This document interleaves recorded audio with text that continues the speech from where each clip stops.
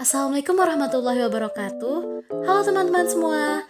Saya Nisa Nurhaliza dengan NIM 2209 dari Diplomasi kelas A1. Saya akan membahas mengenai etika diplomatik yang saya pelajari dari Research Handbook of Diplomacy. Pertama-tama saya akan membahas mengenai definisi dari etika dan diplomatik. Etika merupakan seperangkat prinsip perilaku orang atau suatu profesi yang diatur dan dilatih sesuai standar tertentu agar orang yang memiliki pengetahuan dan keterampilan khusus tersebut mampu menilai, menerapkan keterampilan, serta mengambil keputusan yang tepat. Diplomatik merupakan hubungan saling mengakui secara resmi antar suatu negara dengan negara lain, yang mana hubungan tersebut mengarah kepada hubungan saling menguntungkan. Lalu, apa sih etika diplomatik itu? Menurut Peraturan Menteri Luar Negeri Indonesia Nomor 3 Tahun 2006 tentang Kode Etik Diplomatik, etika diplomatik merupakan serangkaian sikap, perilaku, serta tindakan diplomat dalam melaksanakan hubungan kedinasan dan kemasyarakatan sesuai kode etik yang sudah disahkan. Nah, teman-teman, kenapa sih kita harus belajar etika diplomatik?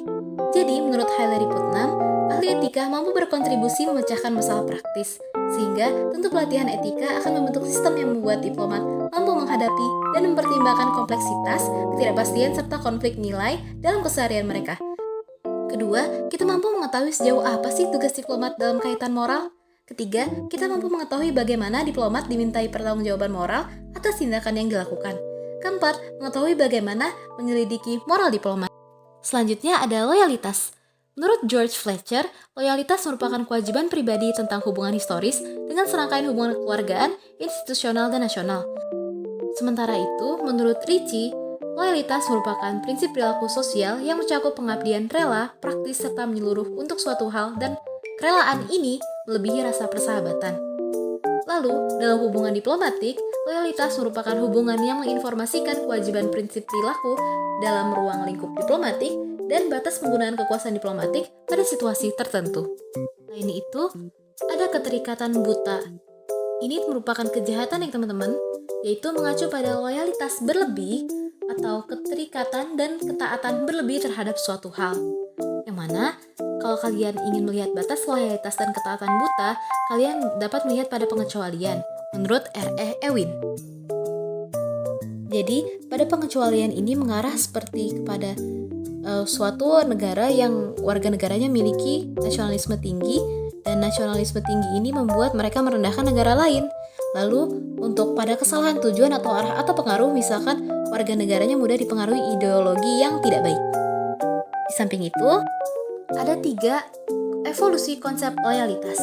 Yang pertama pada pangeran, yang mana ini pada abad pertengahan ya teman-teman, yaitu hubungannya berupa hubungan pribadi diplomat dengan pangeran. Nah, di sini moral diplomat menghilangkan pertimbangan pribadi, kata Walkeford.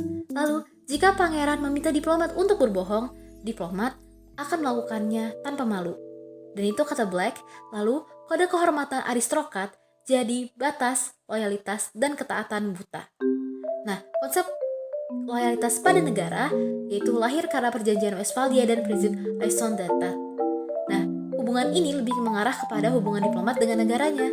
Lalu, di sini diplomat mementingkan kestabilan dan kelangsungan hidup negara. Itu kata Menechia. Lalu, ruang lingkup diplomatik jadi meluas karena hal ini. Tapi, sayangnya konsep ini tidak memiliki batasan jelas terkait pemenuhan kepentingan negara. Di samping itu, ada konsep loyalitas pada rakyat, yang mana perwakilan diplomatik tidak dapat dibatasi hanya untuk melayani pangeran dan negara, karena diplomatik sebenarnya menjaga masyarakat internasional. Jadi, tidak hanya kepentingan, negara juga sebenarnya punya moral untuk berkomitmen membuat suatu tatanan internasional bergerak dan berkembang. Itu kata Adam Watson ya. Pada praktik diplomatik saat ini, ketiga konsep loyalitas tersebut masih relevan ya teman-teman, sehingga banyak dari diplomat yang memiliki konflik loyalitas. Untuk mengatasi hal tersebut, tentu ada caranya ya teman-teman. Jadi, ada konsep refleksi dalam tindakan yang terdiri dari 3 langkah. Yang pertama, abaikan atau tidak. Yang kedua, percakapan reflektif. Dan yang ketiga adalah tindakan sejalan. Bisa dilihat di situ ya teman-teman. Sekian dan terima kasih.